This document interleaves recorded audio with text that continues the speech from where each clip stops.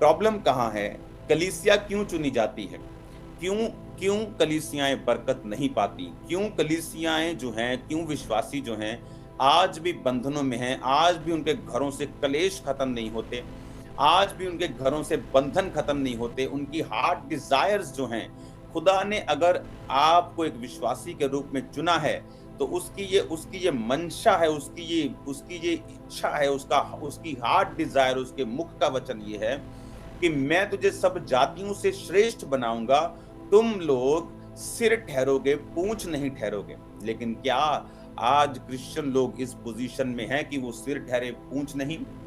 बिल्कुल नहीं, सब इस पोज़ीशन में नहीं हैं, क्योंकि शारीरिक पोज़ीशन, शारीरिक बरकत को पाने से पहले आपकी स्पिरिचुअल सेटिंग परमेश्वर करता है, जिसके बिना शारीरिक बरकत बिल्कुल भी आपकी लाइफ में नहीं आ सकती, जो यहोवा की ओर से है। अगर वो यहोवा की ओर से नहीं है और आपकी लाइफ में आती है, वो एक टेम्परेरी होगी, एक बरकत आएगी, उसके साथ 3 तरह के दुःख भी आएँगे। लेकिन जो परमेश्वर बरकत आपको देता है, जो परमेश्वर आपको आपकी लाइफ में जो ब्लेसिंग्स देता है, बाइबल कहती है उसके साथ वो दुःख नहीं मिलाता। अब पौलुस वो जन जिसके जीवन से लंगड़े चंगे हुए, जिसके जीवन से अंधे चंगे होते थे, जो सुसमाचार को सुनाता हुआ, लंगड़ों को चलाता हुआ, लकवे के रोगी को छुड़ाता हुआ चलता था, वो कलीसिया से एक बात कह रहा है। कौन सी कलीसिया? आप लोग विश्वासी। जब मुझे कैसे मालूम कि मैं आगे बढ़ सकता? लोग पूछते हैं, क्या मैं भी बढ़ सकता हूँ? क्या मैं भी बरकत पा सकता हूँ? क्या मेरी ज़िंदगी में भी परमेश्वर काम करेंगे? क्या मेरी ज़िंदगी में भी वो हीलिंग देंगे? क्या परमेश्वर मुझे भी आज़ाद करेंगे? बाइबल कहती है अगर आपके दिल में ये सवाल हैं, तो जवाब परमेश्वर वचन में से दे चुका है। उसकी मर्ज़ी है कि आप चंगे हो जाओ, उसके कोड़े खाने से आप चंगे हो चुके, वचन कहता है। बाइबल कहती है उसकी मर्जी है, तो वचन में लिखा है कि मैं तुझे सब जातियों से श्रेष्ठ बनाऊंगा। उठ प्रकाश मानो, तेरा प्रकाश आ गया, जाति जाति तेरे पास प्रकाश के लिए, राजा तेरे आरोहण के प्रताप के लिए तेरे पास आएंगे। ये क्या है? ये परमेश्वर की विल है उन लोगों के लिए। जब आप यशाया की पुस्तक पढ़ते हैं, जितने पॉजिटिव वर्ड्स हैं उन लोगों के लिए हैं जो तौबा कर चुके हैं, जो परमेश्वर को खोज रहे हैं, जो परमेश्वर के ऊपर निर्भर हैं। नेगेटिव वर्ड्स उन लोगों के लिए हैं जो परमेश्वर से दूर जा चुके हैं, बैकस्लाइड हो चुके हैं। और उन वचनों में क्या लिखा हुआ, जो लिखा वो परमेश्वर की विल है आप लोगों के लिए, आप लोगों की लाइफ के लिए। अगर आप स्टूडेंट हैं, आप बेस्ट होंगे। अगर आप कोई भी काम कर रहे हैं, उसने कहा मैं तुम्हें सब जातियों से श्रेष्ठ बनाऊंगा। लेकिन अब जो कलीसियाओं के लिए परमेश्वर ने बरकत ठहराई है, उस बरकत को कलीसिया पाएगी कैसे? प्रॉब्लम ये है कि अगर आपको मालूम ही नहीं कि मुझे इस बरकत को पाना कैसे है, उसका वे क्या है, उसका रास्ता क्या है। बाइबल कहती है जीसस क्राइस्ट ने कहा कि मार्ग, जीवन और सच्चाई मैं हूं। मार्ग कौन है? प्रभु यीशु मसीह। प्रभु यीशु मसीह कौन है? वचन। मार्ग कौन है? वचन ही मार्ग है। वचन का मार्ग, वचन ही आपको बताएगा कि आपकी लाइफ में एक्सीलेंट होने के लिए, आपके फाइनेंस में, आपके कैरियर में, आपकी लाइफ में, स्पिरिचुअल लाइफ में, पास्टरल लाइफ में, मैरिड लाइफ में सक्सेसफुल होने के लिए, पेनलेस लाइफ जीने के लिए कैसे जाना है, क्या करना है, वचन ही आपकी अगुवाई करता है। आमीन।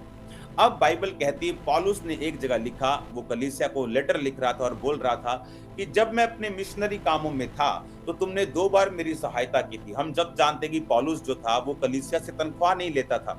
पौलुस टेंट सीता था, उसका टेंट बनाने का बिजनेस था। और बाइबल कहती है वो अपने लोगों को साथ मिलाकर टेंट का बिजनेस करता था और अपना और अपने साथियों को, इवेंजलिस्ट लोगों का जो पेट था, जो उनकी लाइफ का खर्चा था, वो पौलुस उस बिजनेस से करता था। और जो कलीसिया में चंदा इकट्ठा होता था, बाइबल कहती पौलुस उस चंदे को जहां जहां परमेश्वर के कामों की जरूरत होती थी वहां वहां वो भेजा करता था। और अब एक कलीसिया को वो क्या लिख रहा है कि मेरा परमेश्वर उस घटी के, उस महिमा के अनुसार जो मसीह यीशु में है, तुम्हारी हर एक घटी को महिमा सहित मसीह यीशु में पूरा करेगा। ये वचन पौलुस ने कहा उस कलीसिया से। अब उस कलीसिया से ये वचन तो कह दिया, लेकिन आज की जो कलीसिया है, जो जो अब की कलीसिया है, वो क्या करती है? वो क्या करती है? वो आज भी उस वचन को रटती है कि प्रभु तेरे वचन में लिखा कि मेरी घटी को तू महिमा से मसीह यीशु में पूरा करेगा। लेकिन वो वचन आपके लिए नहीं है। वो वचन उन कलीसियाओं के लिए है, उन लोगों के लिए है जिन्होंने मिशनरीज कामों के लिए सहायता भेजी है, जिन्होंने अपने धन से, मन से, जिन्होंने अपनी एफर्ट से, ताकत से, अपने वरदानों से, अपनी पहुंच से परमेश्वर के किंगडम में हेल्प की है। बाइबल कहती है जो स्थिर है वो चौकस रहे, वो गिर ना जाए।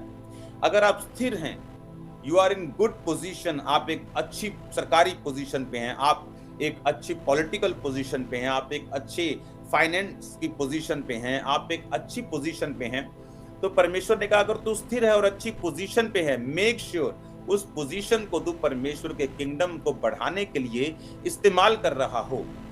क्योंकि प्रॉब्लम क्या है, मैंने लोगों को देखा एक अच्छी पोजीशन पे पहुंचते हुए, अच्छी ऊंचाई पे पहुंचते हुए, फिर उस ऊंचाई पे चल के उस बरकत को मैनेज करने में अपनी लाइफ को वो इस तरह से बिजी कर लेते हैं कि उन्हें परमेश्वर के किंगडम में जो हिस्सा लेना था वो भूल जाते हैं। जब वो हिस्सा लेना भूल जाते हैं, अपने उस बिजनेस को मैनेज करने में, उन $1 मिलियन को मैनेज करने में, वो बड़ी चर्च को मैनेज करने में, उस बड़े बड़े वरदान को मैनेज करने में वो इतना बिजी हो जाते हैं कि वो भूल जाते हैं कि मुझे परमेश्वर के किंगडम में कंट्रीब्यूट करना है। मेरे पास जो कुछ भी है, whatever I have, it's for the glory of God, वो खुदा की महिमा के लिए है।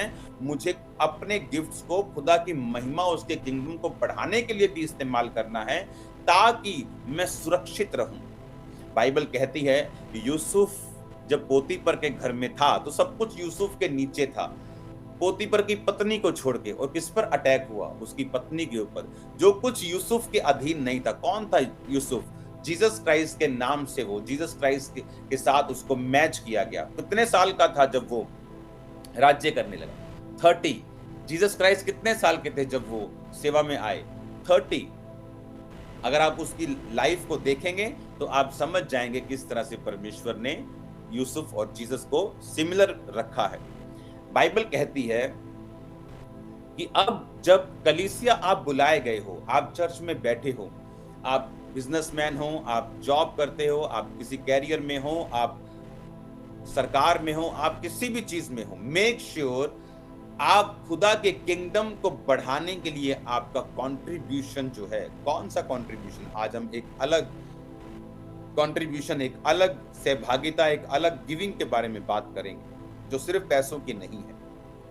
अब जब हमें ये बात समझ आई कि कलीसिया आपको बुलाया खुदा ने और आपको बरकत देना वो चाहता है, आपको बढ़ाना चाहता है, आपको बेस्ट करना चाहता है, आपको अलग करना चाहता है, आपको वो सिर बनाना चाहता है, आपके कर्जों को खत्म करना चाहता है। वचन कहता है कि तुम कर्जा दोगे लोगे नहीं।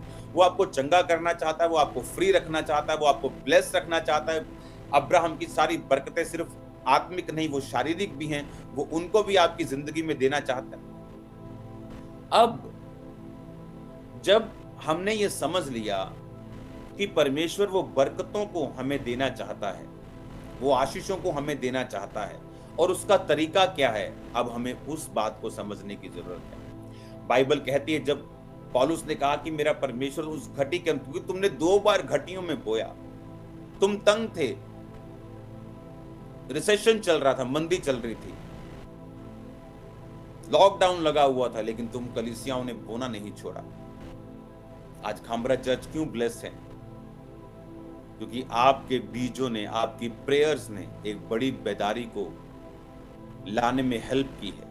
आज आप क्यों इतनी जल्दी हील हो रहे हैं? आप जाके घूमो, लोग हील नहीं हो रहे, लोग इतनी जल्दी डिलीवर नहीं हो रहे जितनी जल्दी आप हो रहे हैं। उनका फेथ आपके जैसा नहीं है। क्यों? क्योंकि आपने कंट्रीब्यूट किया है, आपने सहभागिता की है, आपने पार्ट लिया है इन सब चीजों में। हालेलुया।